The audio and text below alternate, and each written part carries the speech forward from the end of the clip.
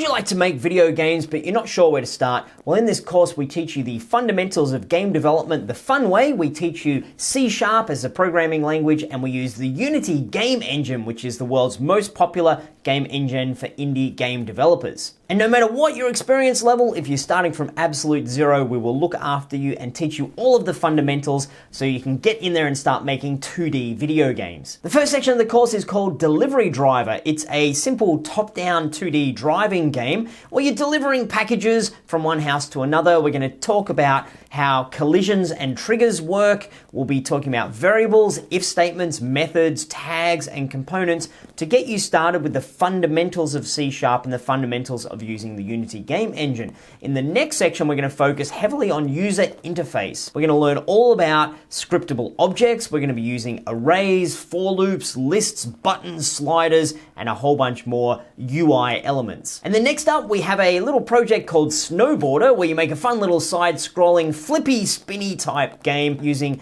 Unity sprite shapes. We'll be implementing Cinemachine for the first time using a follow camera. We'll be talking about triggering particle effects and sound effects, rotating objects, scene management. Then after that, we're going to be jumping into Tilevania, which is our tile map creation project, where we're using tile map, which is a super powerful way to build 2D games in Unity. We'll be setting up rule tiles, tile palettes, slicing sprite sheets. We'll be talking about the fundamentals of animation. We'll be using the new input system and a little bit of level design so we can make a fun game where you can progress from level to level. And then the next section of the course is a top-down shooter called Laser Defender, where we're going to be looking at a whole bunch of more advanced concepts such as the singleton pattern, coroutines, while loops, instantiation, pathfinding using waypoints, and end up making, I think, a really cool shooter game that you can give to your friends and say, hey, see if you can beat this game I made. And as being part of the course, you get access to all of our support forums